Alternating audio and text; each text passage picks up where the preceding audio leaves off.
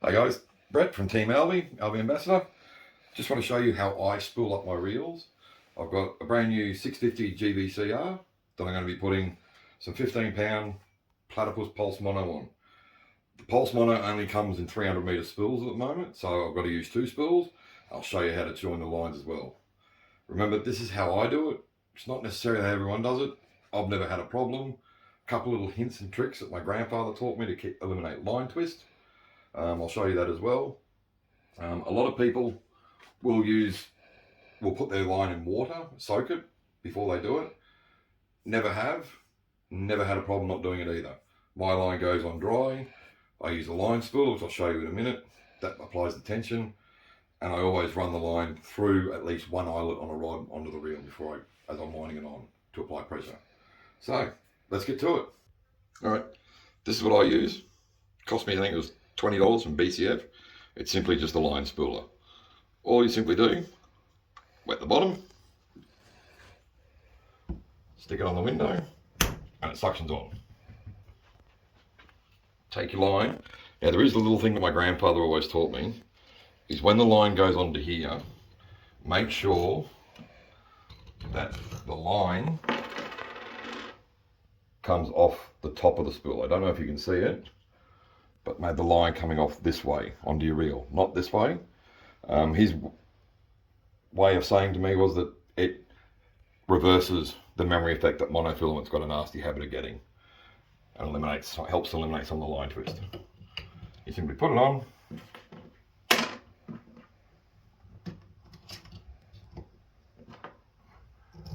in the right order,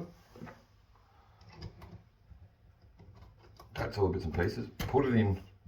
I go as tight as I can with these ones, or with mine. Do that up, put a little rubber bung back on.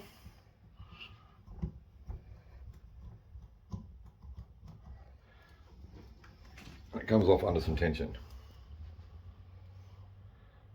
For the knot, there's varying ways to do it. I simply just grab it and make a loop in the line like that. That's all I do. Cut off the excess, like that.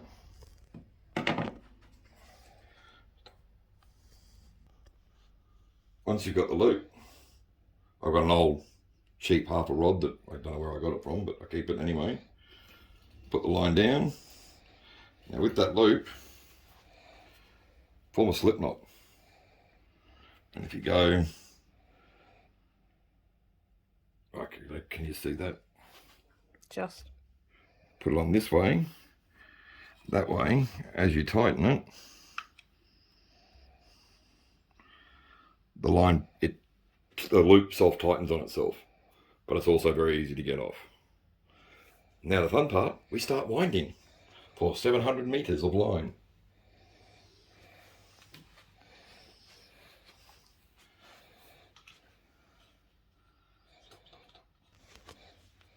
So always remember, as you're winding it on, use your finger and guide the line backwards and forwards, making sure that you lay the line evenly across your spool.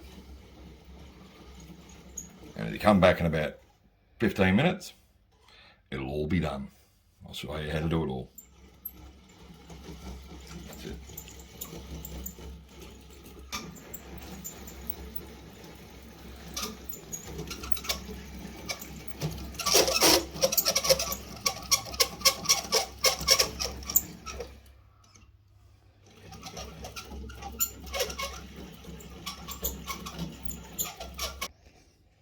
Alrighty, as you can see, that's one spool done, but the reel's not quite full. So now I've got to tie off the new spool to what's on the reel already, and I'm going to show you how to do that now. People have their own ways of doing it. I simply grab the one from the spool, form a loop, come up from the bottom, and then it's just a matter of going around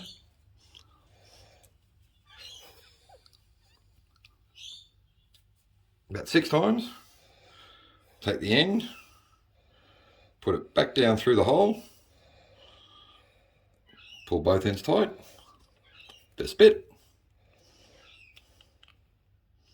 And tighten them up. Cut the ends off.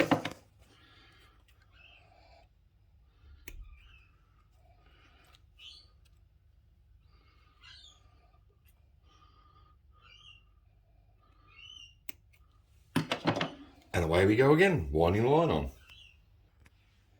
Now I know we're not all He-Man and have cast iron fingers. If you want to, I use a set of gloves to wind the line on. The mono does burn. The Alvey gloves are brilliant. Leather where the line goes over. It's all the colour from the braid coming off that I also use on an Alvey Side Cast. These gloves allow you to do that. Just remember, when you're winding the line on, do wind it up, wind it under some pressure. You've got pressure from the line spooler. You got pressure from the first guide coming down and a little bit more pressure from the finger. And that's why I've never ever used water, because I've never had to. It winds it on under great tension. Be back soon. Alrighty, finish spooling it up. That's about how full I like to take mine. It's around about 3 mil from the top of the lip at the back, but it's laid nice and level across the spool. One thing I also do is a spool wrap. My darling beloved boss wife made these for me, and it just goes on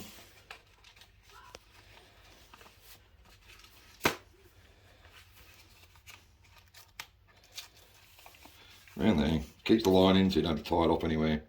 The other advantage it's got is mono is really susceptible to UV. It becomes brittle, breaks down over time. So I use the black elastic, keeps the sun off it, only when they're not in use. And when you're storing your reels too, the Alveys, drag reels, back off the drag, takes the pressure off your drag washers, makes them last that little bit longer. And that's all. Hope you learned something. Hope I helped a little bit. That's all for today. See you next time.